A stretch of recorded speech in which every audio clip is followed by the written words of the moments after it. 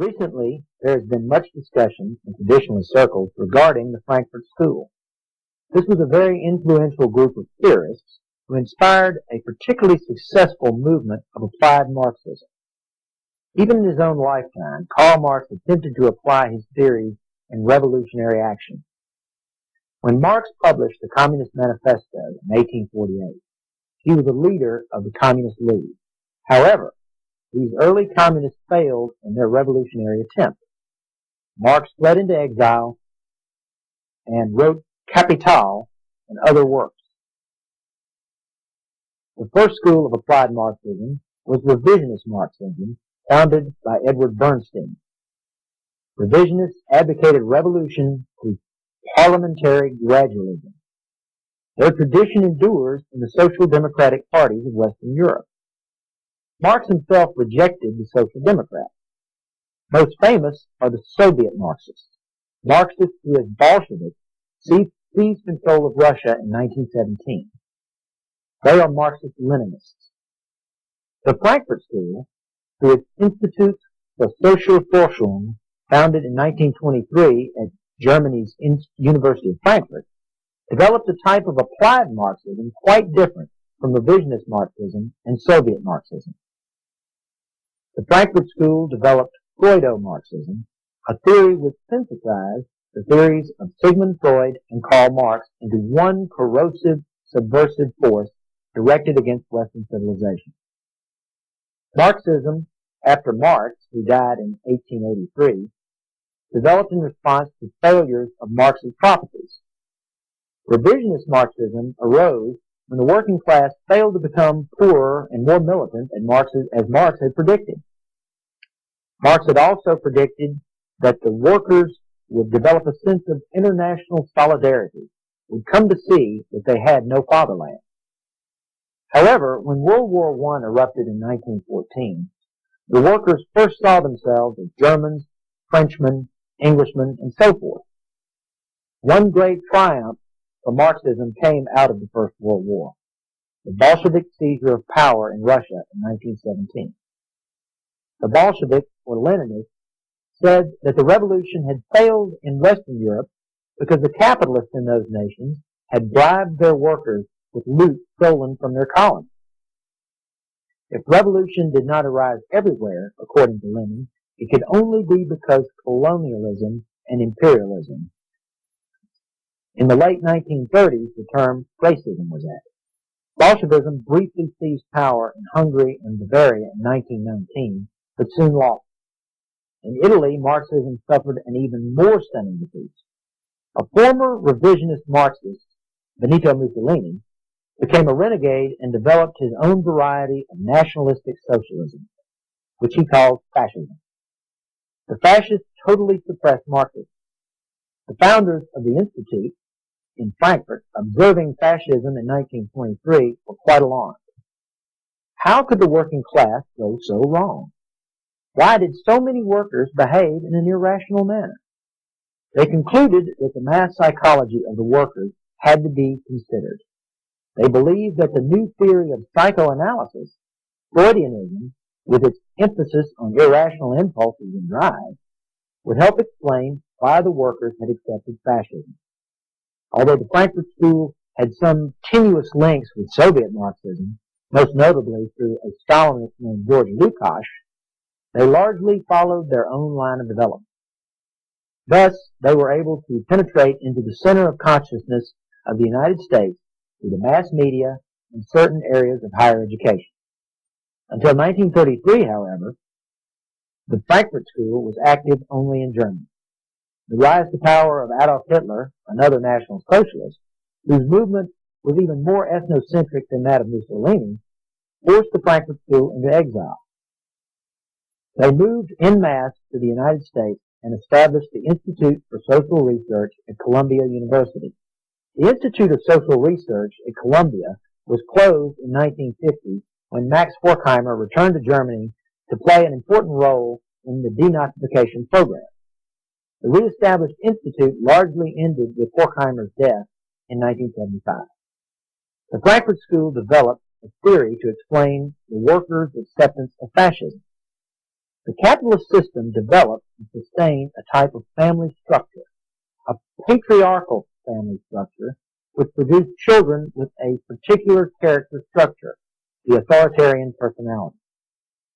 People who had authoritarian personalities accepted, sustained, and even promoted fascism.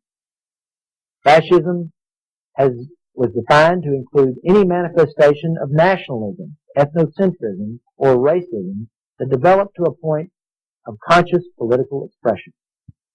From a pseudo-Marxist standpoint, people with authoritarian personalities were mentally unhealthy. They needed therapy. Since at least 10% of Americans had authoritarian personalities, it was obvious that mass therapy was needed. This went beyond the Freudian couch and talking tour. The mass therapy was to be carried out through the public education system and the mass media. The Institute for Social Research was most famous for its studies in prejudice. The authoritarian personality and dynamics of prejudice were the most influential among these.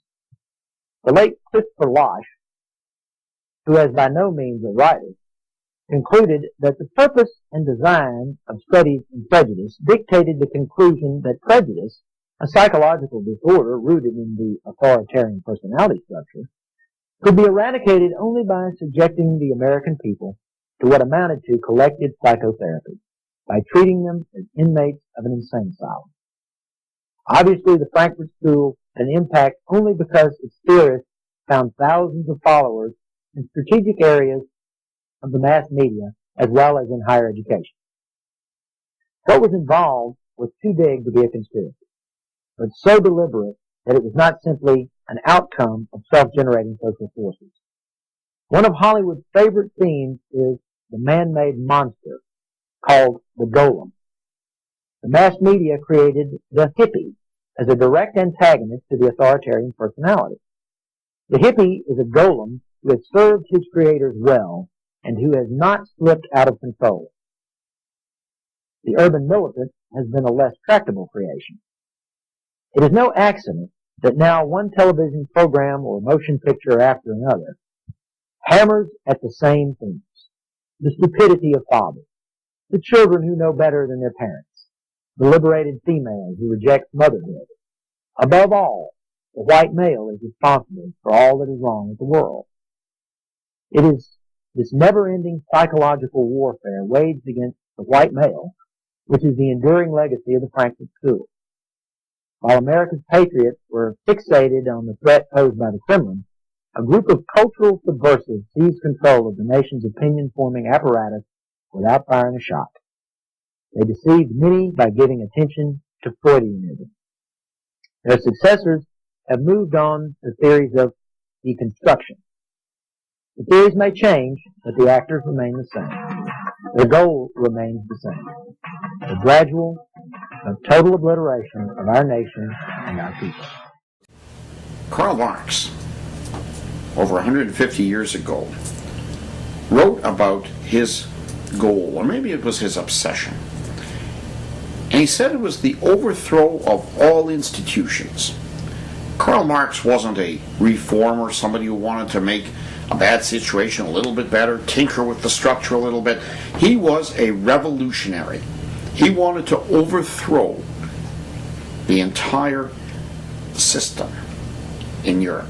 In fact, he wanted to overthrow the entire Christian, patriarchal, aristocratic order that had developed Europe the way it was. Well, his followers have been laboring for the last century and a half to achieve what Karl Marx dreamed of. Originally, they thought that those goals could be reached by using as their shock troops what Marx called the proletariat, or the working man. So for many years, communists tried to organize the workers. However, by the 1930s, the communist theorists, the Marxists, around a group called the Frankfurt School. They started off at the University of Frankfurt in Germany. After Hitler's rise to power, they moved to the United States almost lock, stock, and barrel. And they had begun to sour on the workers. They were a bit disillusioned by the American working man because the American working man was not a revolutionary. He didn't want to burn out the factory owner, seize the factories, kill the large farmers, murder businessmen, seize their resources. All the American working man basically wanted was a fair shake. He wanted the chance to enter the middle class. He wanted a chance for an education for his children. And through the work of the trade union movement and others and political changes that came over the years, the American working man largely gained what he wanted. So he was not a reliable ally or as a reliable revolutionary. And as early as the 1920s, Marxist theoreticians decided that they would use racial politics. In fact, it was Trotsky who said that perhaps the American Negro could be used as the shock troops for revolution, to do what the workers had not done. More recently, the idea occurred to people in the Frankfurt School, who were the ones who lay behind radical feminism, that gender politics could be used to overthrow the existing order. So you would have racial minorities organized, blacks particularly in the United States, now more recently Hispanics, and gender politics. That would be radical feminism and the homosexual agenda to attack the existing order. So racial and gender revolution, which is something that is really called cultural communism.